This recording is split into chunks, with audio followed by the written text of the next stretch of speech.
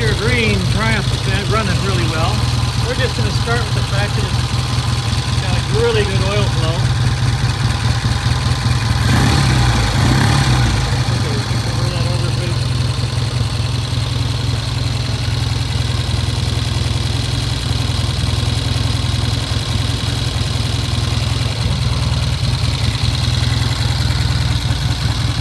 Bike is sitting here idling right now. It's driving about 1100 or so.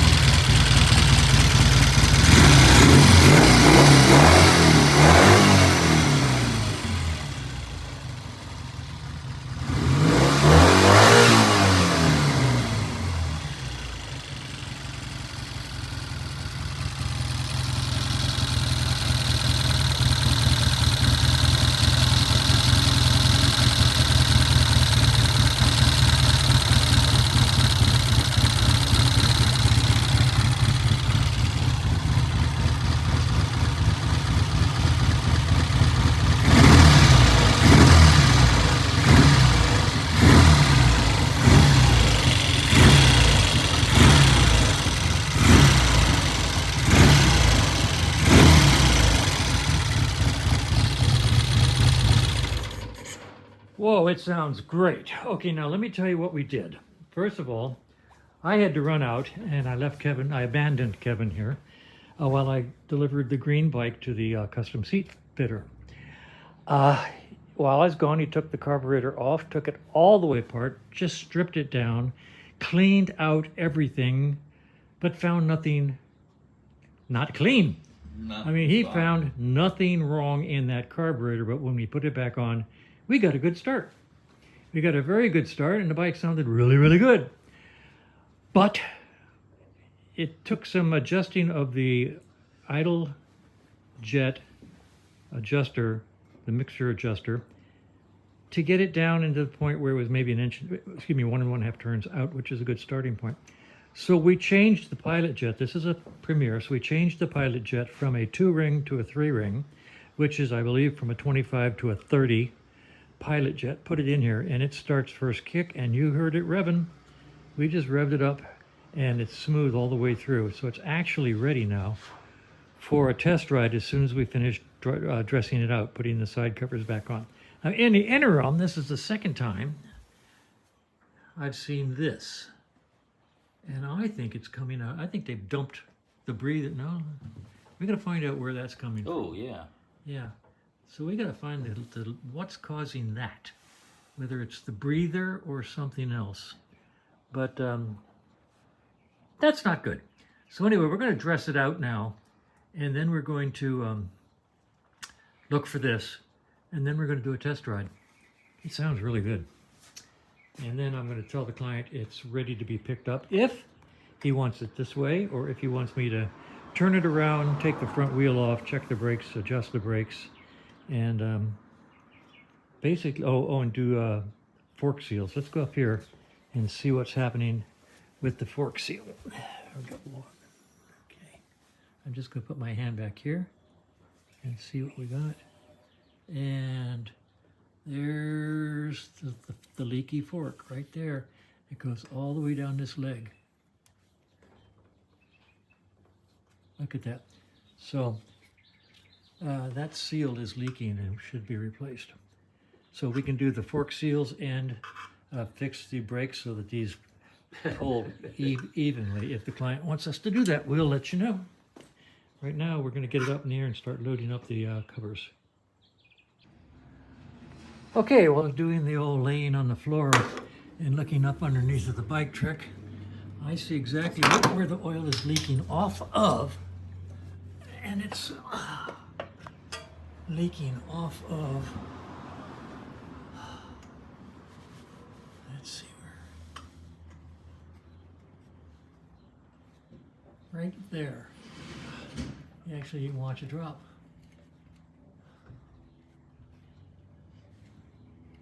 And I believe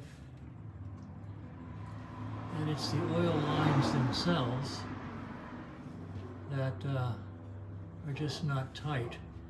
And frankly, I don't like them. So I'm going to look into replacing them.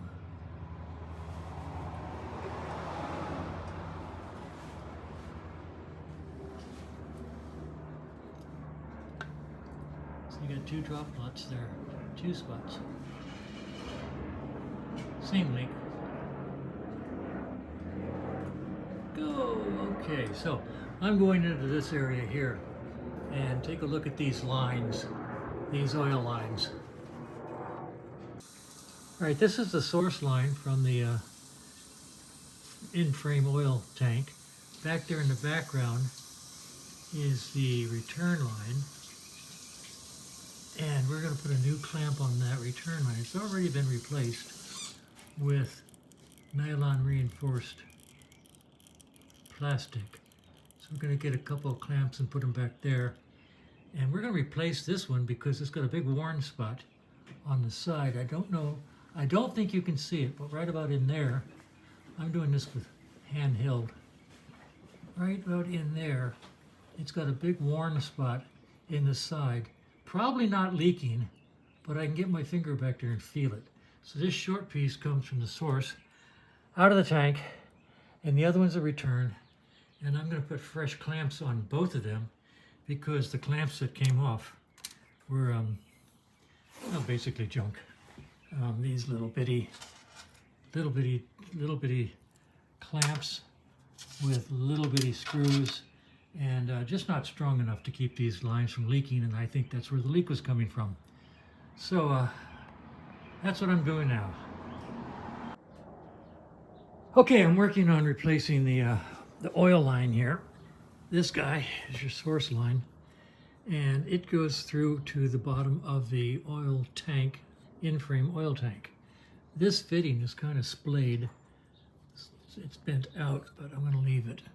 But I am going to replace this line because it's got a hole worn in it, in the side. And apparently let me see if I can get this in here. You can see there's the clamp down there at the bottom. So I think I can get at the clamp from this angle, then pull the hose off and replace the hose and replace the clamp.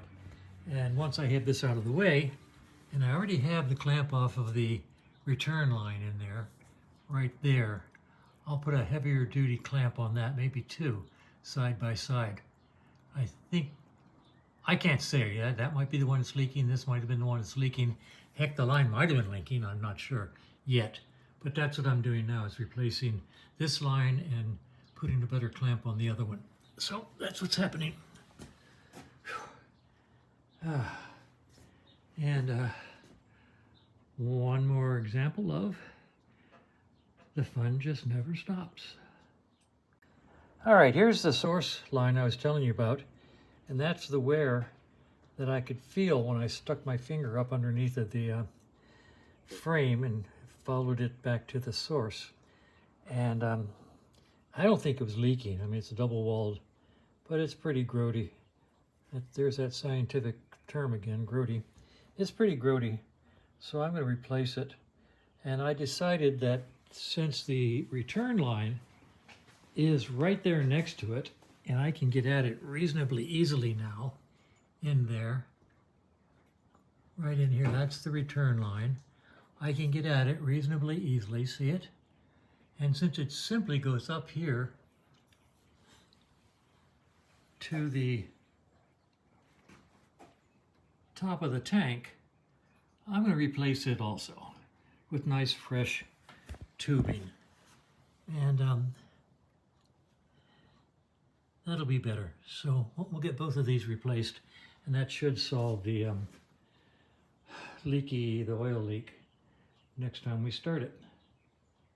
This is all the oil out of the tank. We just let it drain down, and that'll go in the recycle, and we will put all fresh oil in the bike. Never, ever, ever use oil that comes out of the bike. Never goes back. So that's where we are. I'm going to take a coffee break and be back in a few minutes. All right, I got the new oil lines installed.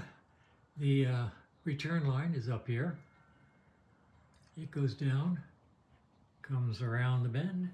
This is actually the source line, and the return line is behind it where you can't see it, but it's back there and it's nice. And so these look good. These will let me see the oil go through them when they first start up. That's nice. Now in the meantime, after I did this, I said to myself, I said, sir, let's check this silly little line up here that goes to the rockers. So I just reached in there and I said, oh my, it's loose. There's no clamp on it. So let's replace that one also.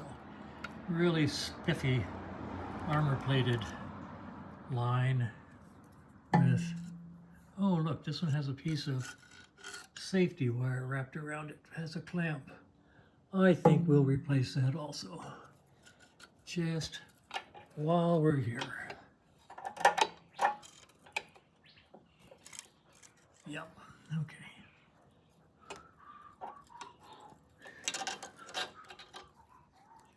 I'll do that. So I'll put a fresh line on there. I know folks don't like this clear nylon reinforced tubing, but I've been using it for like 20 years. And as you see up there on the shelf, I buy it by the 100-foot roll and use a lot of it. This tubing is stressed at 275 psi. I mean, we're using this on a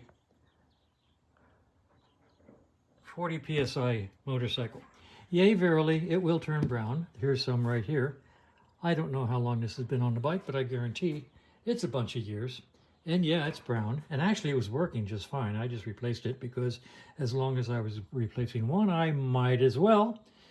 Those three little words that get us in so much trouble, might as well. Since I was replacing this one, I might as well replace this one, which I did. And yeah, I like this stuff. I've never had a failure. And frankly, since my warranty on these bikes is anything I work on is guaranteed for the rest of your life. If ever have a failure, I'll fix it free. Yeah, if you ever failure, you might blow up an engine. I just can't see it. So anyway, I've been using this for a long time. It's food grade plastic nylon reinforced 275 psi, and it works just fine. All right, one final oil line follow-up. I replaced that small section of hose up there. It's nicely clamped now, fresh hose. And I'm going to put fresh oil in the bike right now and give her a start and watch the oil flow. Okay, as I said, I'm going to put fresh oil in the bike, and the client said that there's a dipstick in the toolkit, and this is just too cool. I mean, it's the vestiges of the original toolkit that came with the bike. This is original. Some of these are original. I think it's not. And an original dipstick. This could very well be an original. I think it's just neat. Even if it's not complete, it's semi-original. Isn't that neat? Okay, I'm going to put some oil in here. Just if you're interested, this is the oil I use. It's VR1 Valvoline High Performance Racing Oil because it has high performance, high zinc, and it says right here on the box, for push rod and flat tappet engines, of which our bikes are. The new motorcycle oils that say for motorcycles are basically formulated for the new modern bikes that have roller bearings and ball bearings and needle bearings, of which we don't have.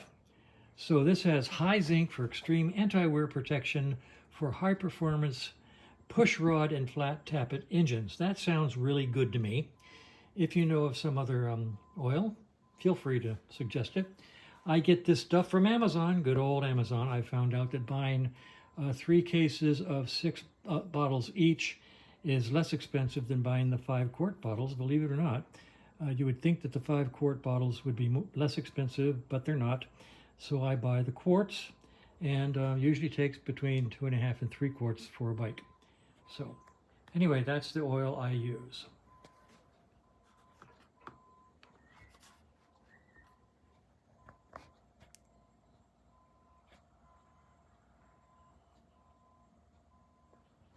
and I'm going to put it in right now. Okay, this ought to be interesting. I've got the new oil lines on. This is the return line. This is the line that goes up to the rockers. I'm going to start the bike now, and let's see if we can get the oil going up here and actually seeing it happen. Be neat to see if the video will catch it. So let's just see what happens.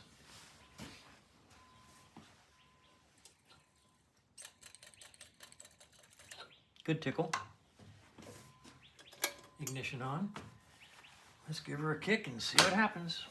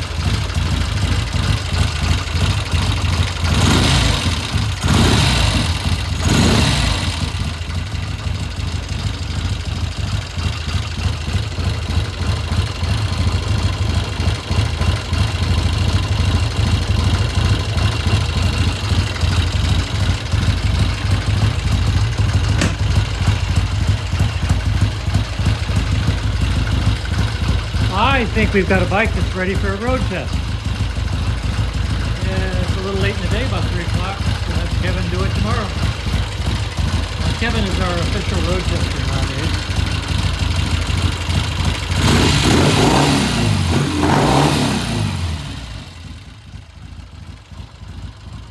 I might turn it around and check that front brake. Let's see what happens.